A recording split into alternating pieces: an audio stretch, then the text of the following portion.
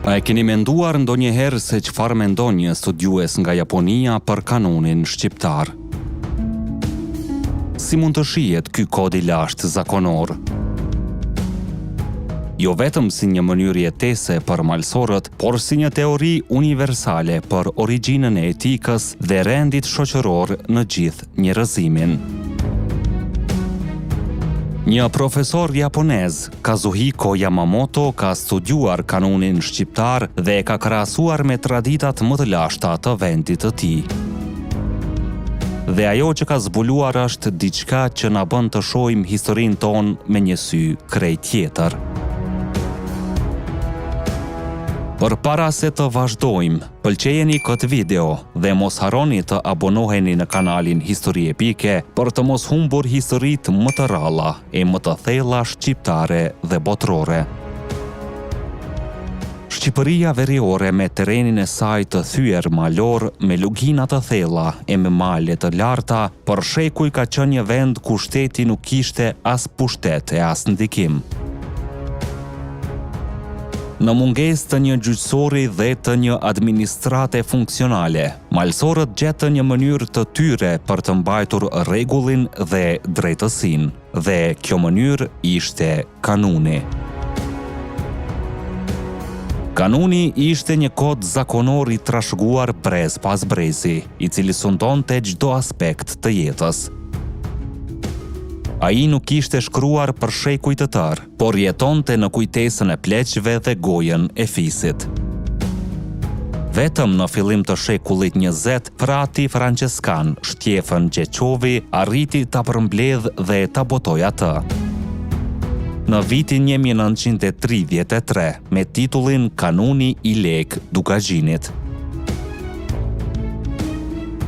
Ky kod përmban mbi 1262 nene që rregullojnë jetën e një shoqërie të tërë. Por çfarë bënte kanunin unik? Së pari, fakti që ai funksiononte si një pushtet normativ në mungesë të shtetit. Dhe së dyti, sepse ai nuk ishte vetëm një sistem ligjor, por një strukturë etike që përcaktonte se çfarë ishte e drejtë dhe çfarë ishte e gabuar. Tipari më i dallueshëm i kanunit është hakmarrja. Për malsorin, gjaku i derdhur duhej shpaguar. Një burr që nuk merrte gjakun e derdhur nuk kishte më vend në bashkësinë e tij, dhe nëse një burr ofendohej rënd, kishte të drejtë të hakmerrej për të rivendosur nderin.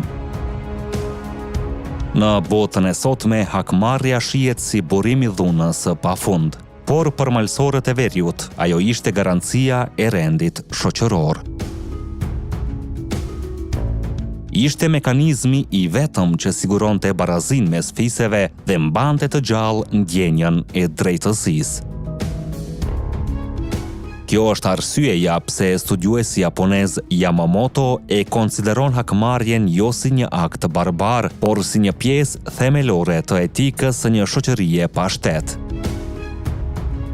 Profesor Yamamoto zbuloi se kanuni mbështetet mbi 7 koncepte etike kryesore: betimi apo beja, besa, gjaku, nderi, miku, ushqimi apo buka dhe hakmarrja.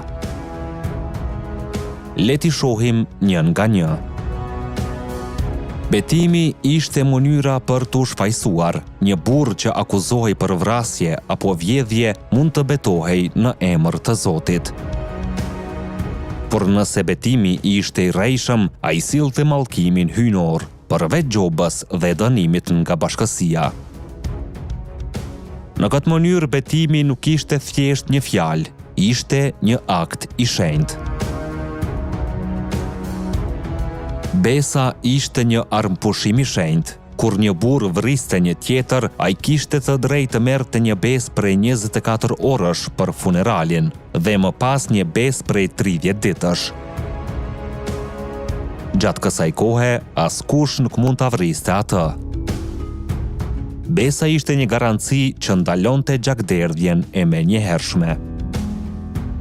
Gjaku ishte metafora e vetjetës. Malsorët thoshin, gjaku nuk humbet kurrë. një gjak i derdhur do të shlyhej, qoftë pas disa ditësh, qoftë pas disa brezash. Gjaku ishte lidhja e pashkëputshme mes individit dhe fisit. Nderi ishte më i lartë se jeta. Një burr i nderuar konsiderohej i vdekur. Fyerjet publike, tradhtia e besës apo turpërimi i gruas ishin arsye për hakmarrje deri në fund. Miku, sipas kanunit, ishte më i shenjtë se çdo gjë. Shtëpia e shqiptarit ashte e Zotit e mikut. Miku duhej mbrojtur me jetë. Dhe nëse miku vritej në shtëpinë tënde, gjaku i tij bëhej detyrim i pa anashkalueshëm. Ushqimi ishte garancia e çdo marrëveshjeje. Buke ngrënë bashk, kripa dhe zemra ishin aktet që shënonin besën, pajtimin dhe mikpritjen. Pa ngrënë bashk, asnjë marrëveshje nuk kishte vlerë. Dhe mbi të gjitha, hakmarrja. Kanuni thoshte qartë: i kurrituni ka derën qil për kahdera, peng s'shtron, pleq s'merr, gjyq s'lyp, gjob s'merr. Burri i fortë merr gjobën vet. Kjo do të thotë se një burr i fyer kishte të drejtën absolute të hakmirrej. Pjesa më befasuese e studimit të Yamamotos është krahasimi i kanunit me kulturën japoneze të lashtë. Në Japoni ekzistonte koncepti marebito, miku hyj. Sipas këtij besimi, Zoti vinte i maskuar si mik dhe duhej pritur me nderime dhe ushqim. Në këmbim ai sillte bekim dhe lumturi për shtëpinë. A nuk ju duket e ngjashme kjo me kanunin shqiptar? Edhe tek ne, miku shihej si një qenie e shenjtë. Për Ismail Kadaren, miku në jetën e shqiptarit është më i shenjtë se gjaku vet. Ky krahasim na tregon se pavarësisht distancës së madhe, shqiptarët dhe japonezët e lashtë ndanin një koncept të përbashkët, mikpritjen si akt hyjnor. Kanuni nuk lindi brenda natës. Ai është një produkt i shekujve, një përzierje e kulturës pagane dhe traditave fisnore. Ai ishte garancia që fiset të jetonin në rend dhe jo në kaos. Por pas luftës së dytë botërore, diktatori Enver Hoxha e shpalli të paligjshëm dhe e ndaloi me dhunë. Për regjimin komunist, kanuni ishte pengesë për ndërtimin e një shteti totalitar. Megjithatë, edhe pse u ndalua, gjurmët e tij nuk u zhdukën. Edhe sot, në disa zona, koncepti i besës, i mikut dhe i nderit mbetet i gjallë. Profesor Yamamoto, duke e parë kanunin, na jep një mesazh të fuqishëm. Rendi shoqëror nuk vjen vetëm nga shteti, ai lind edhe nga vetë shoqëria, nga etika e saj, nga zakonet dhe vlerat e trashëguara. Kanuni është një dëshmi e gjallë se njeriu edhe pa shtet është në gjendje të krijojë një rend moral dhe shoqëror që e mban bashkësinë të fortë. Pra, një studiues japonez na kujton se kanuni nuk është vetëm një pjesë e të kaluarës son, por një pasqyrë universale e pyetjes më të madhe të njerëzimit. Si lind rendi dhe drejtësia në një shoqëri pa shtet? Për malsorët tanë, përgjigja ishte e qartë, nëpërmjet besës, nderit, mikut dhe edhe hakmarrjes.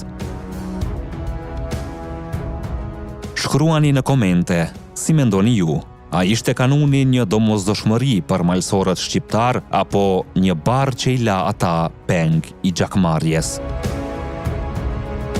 Dhe mos harroni, ne jemi histori epike, aty ku e kaluara rilind.